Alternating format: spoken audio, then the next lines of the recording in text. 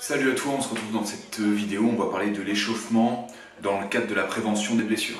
Donc l'échauffement, un bon échauffement, un échauffement qui est efficace, c'est hyper important, à la fois donc pour être utilisé comme un outil donc de prévention des blessures justement, mais aussi pour améliorer les performances sur le corps de séance.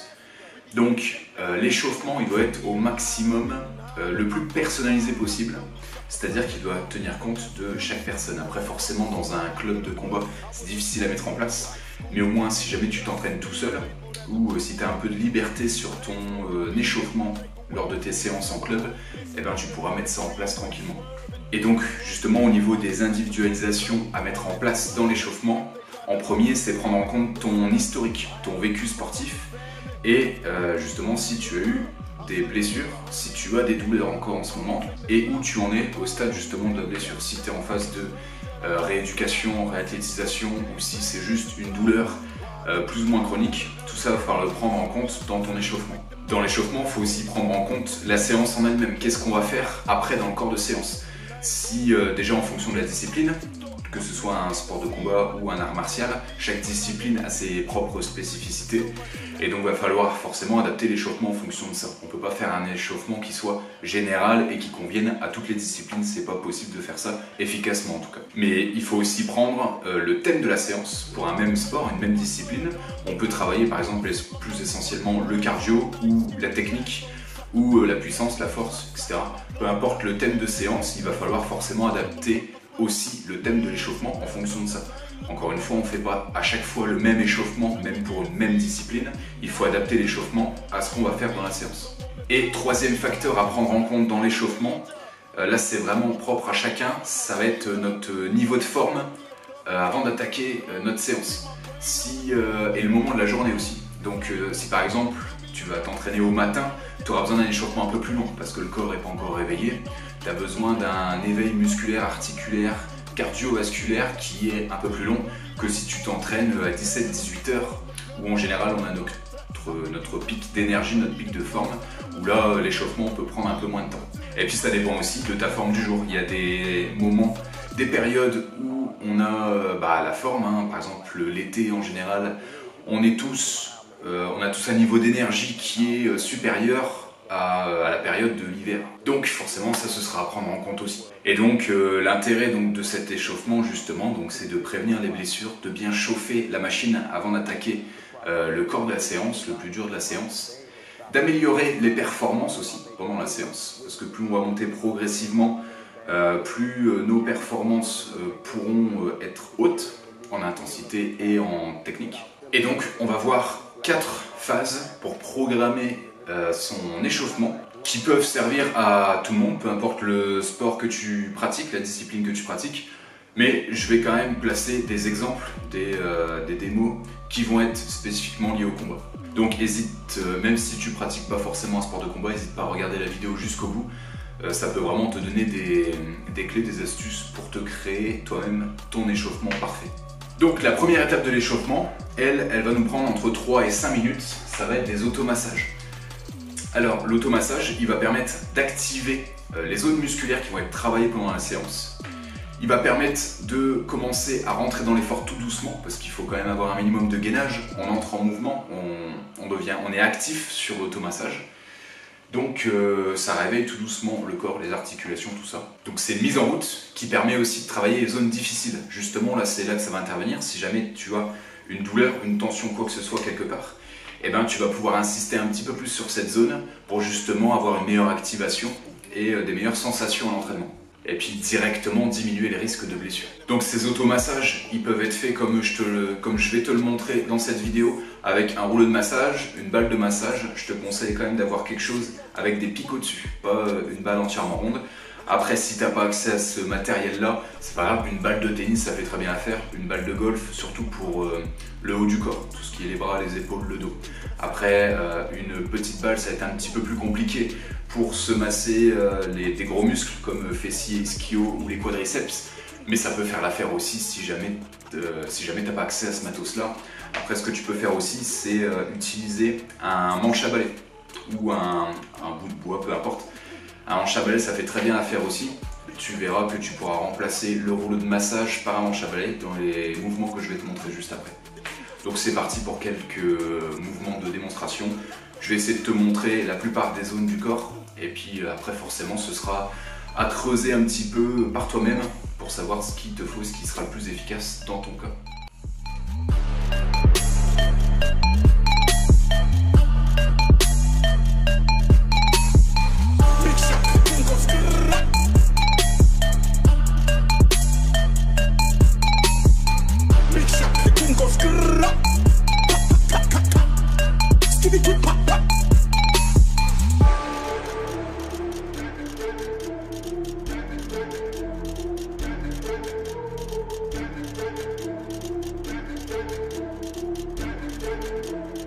Let's go. Boom. Pop out the 4-door with the 440 was 1, 2, 3 and 4. Chilling in the corridor. Your dad is 44 and he still calling man for a draw. Let him know when I see him, I'm gonna spin his jaw. Take man twitch by force, send man shot by force. Your girl knows I got the sauce. No ketchup, just sauce. Raw sauce. Boom. Yo. The king goes grrrr, skitty king pop pop, and the boom boom boom boom, skia, boom boom boom boom boom, boom boom. You don't know, big shot. The king goes grrrr, the king goes grrrr, the king goes grrrr, the king goes grrrr, the king goes grrrr, grrrr goes grrrr, boom boom. You don't know. Donc la deuxième partie pour un échauffement efficace, ça va être le travail de mobilité. Pareil, entre 3 et 5 minutes, basé sur 2, 3, voire 4 exercices maximum. Ces exercices-là, ils vont être spécifiques à la séance, donc encore une fois de ce qui va se passer sur le corps de séance, et donc être spécifique aussi à la discipline pratiquée. Donc ce travail de mobilité, il va aussi avoir un gros rôle dans la prévention des blessures, parce qu'il faut savoir que vraiment la plupart, presque 90%, des blessures, des douleurs sont dues à un manque de mobilité. Donc ça peut être n'importe où, ça peut être épaules, bassin, souvent c'est ce qu'on voit dans les sports de combat principalement, les genoux, les chevilles. Et justement ces 2-3 petits exercices de mobilité travaillés pendant 5 minutes avant chaque séance, ça va permettre en plus d'échauffer le corps, encore une fois au niveau articulaire, musculaire, ça va permettre de gagner en mobilité, donc de diminuer directement le risque de blessure, que ce soit en prévention ou s'il y a une douleur qui est déjà présente. Donc hyper important ce travail de mobilité. Donc pas plus de 5 minutes, encore une fois, je vais te montrer 2-3 exercices que tu peux faire qui sont spécifiques aux sports de combat ou arts martiaux. Je t'invite à regarder pour t'en inspirer et n'hésite pas donc à les modifier, les adapter à toi, à chercher un petit peu ce qui peut convenir à ta discipline spécifiquement ou à ton corps si jamais tu as blessure ou douleur. Romantic, and me fantastic, but she says so Mr. Boom, boom, boom, boom, bombastic. She me fantastic, touch me now me back, she says so Mr. Boom, romantic. She me fantastic, but she says so Mr. Boom, boom, boom. Gee whiz, baby, please let me take you to an island of the conflict breeze. You don't feel like drive, no baby, hand me the keys, and I'll take you to a place to set your mind at ease. Don't you take on my foot bottom, oh, baby please. Don't you play with my nose, cause I might hurt you and sneeze. Well, you are the bun and me are the cheese. If me are the rice, or well, you are the peas. I'm bombastic, send me fantastic. Teach me now me back, she says I'm Mr. Romantic. Clearly fantastic, touch me now me back, she says I'm Mr. Boom, boom, boom. Bastic, send me fantastic. Touch me now me back, she says I'm Mr. Be a lovin', I want your lovin', girl, look good, I want your lovin', girl, you remember that. Be a lovin', I want your lovin', girl, look good, I want your lovin', girl, you remember that.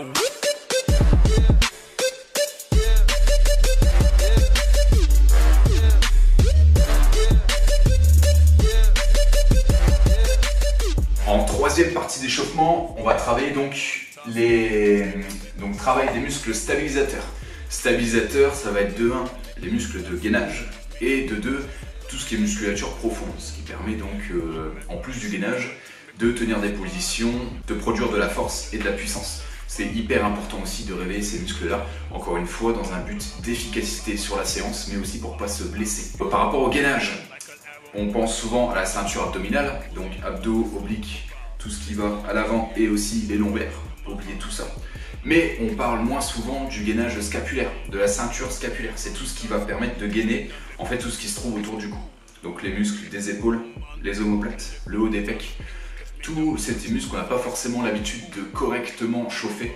Et c'est ce qui produit en général des douleurs aux épaules, entre autres forcément. Mais ça peut être une des raisons. Et donc travailler ce gainage-là, ça va être plus efficace de le faire en dynamique qu'en statique. De 1, travailler le gainage statique, c'est pas très fonctionnel dans notre vie de tous les jours et encore moins dans notre pratique. On est fixe et sans mouvement. À chaque fois, le gainage permet une transmission de force et donc forcément, ça implique un mouvement. Le fait de travailler du coup le gainage en dynamique, ça va rendre beaucoup plus efficace ce travail de gainage et beaucoup plus fonctionnel, beaucoup plus transmissible à la séance de sport, la compétition, le combat qu'on va faire derrière. Et donc on va coupler ce travail de gainage avec un travail en déséquilibre, donc pour travailler la musculature profonde. On va le faire forcément pour l'ensemble du corps, donc du bout des doigts jusqu'au bout des orteils. Pareil, même fonctionnement que précédemment, je vais te montrer quelques exemples de travail qui mêlent à la fois le gainage et le travail en déséquilibre. Je t'invite, si tu les reproduis, à les faire vraiment à la même vitesse que moi, vraiment très lentement, pour vraiment avoir à compenser réellement le déséquilibre et développer de la force en même temps, de la force de gainage. Donc je t'invite vraiment à faire un travail de qualité très propre, même si au début tu vas voir que c'est pas si facile.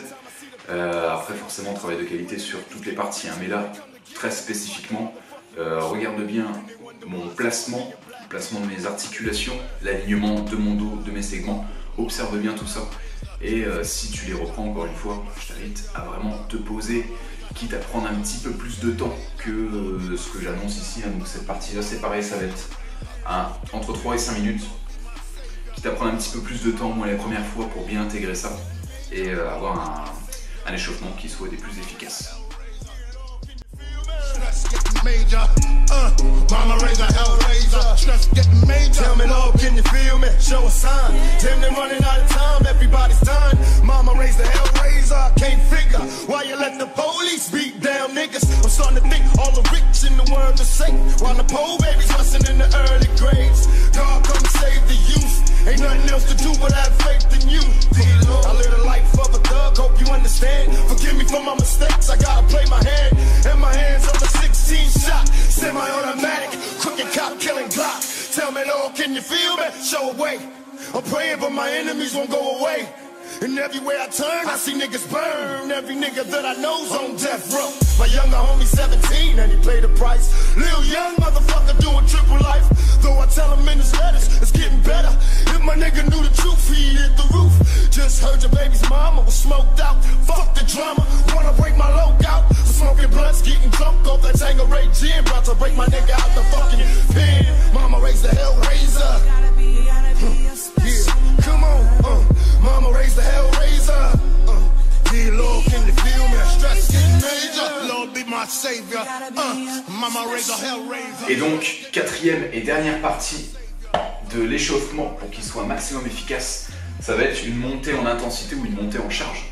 Tout simplement, on va prendre l'activité qu'on met en corps de séance, on va la simplifier ou la rendre un peu plus ludique sous forme de jeu par exemple. Et on va commencer tout doucement pour monter l'intensité progressivement. Un exemple tout simplement, en sport de combat, on va pouvoir commencer à faire de la corde à sauter, du shadowboxing sans adversaire, du travail au sac mais vraiment très léger, sans appuyer, pour commencer à vraiment monter en charge très progressivement. Donc ça c'est pour un exemple en pratique sportive, dans une discipline de sport de combat. Si jamais tu fais une séance de préparation physique, d'entraînement, tout ça, ça va être le même principe. Par exemple, si ton premier exercice ça va être un squat par exemple, et tu vas commencer ton squat soit barre à vide, soit même sans barre du tout en fonction de ton niveau. Et puis petit à petit tu vas rajouter 5, 10, 15, 20 kg pour arriver à ta charge de travail. Vraiment intensité très lente.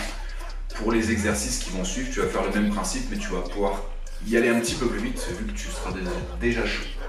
Ça marche donc pareil, je te mets quelques exemples de travail de montée en intensité, montée en charge juste après. N'hésite pas à les piocher, à les réutiliser pour toi. Encore une fois, c'est spécifique au sport de combat. Si tu pratiques un autre sport ou si tu es plus une discipline de type grappling lutte, n'hésite pas à piocher dans ton répertoire de mouvements que tu fais en séance, les faciliter au maximum ou de les rendre plus ludiques sous forme de jeu. Et puis t'adaptes ça à toi pour monter tranquillement dans les tours et pouvoir attaquer le corps de séance de façon sereine et efficace pour augmenter tes performances dessus. J'en profite avant de passer aux exemples de te proposer, si tu as besoin, dans le lien sous la vidéo, tu vas trouver donc un lien justement pour accéder à un programme gratuit de mobilité que j'ai décidé de t'offrir tout simplement. C'est un programme de 4 semaines, je ne vais pas m'étaler là-dessus, il y a la description sur le lien. Donc si tu as envie d'avoir des entraînements pure mobilité, je t'invite à cliquer sur le lien qui est juste en dessous et puis je t'enverrai ton programme dès que je reçois ton adresse mail. Ça marche, donc on est parti pour les exemples. À bientôt.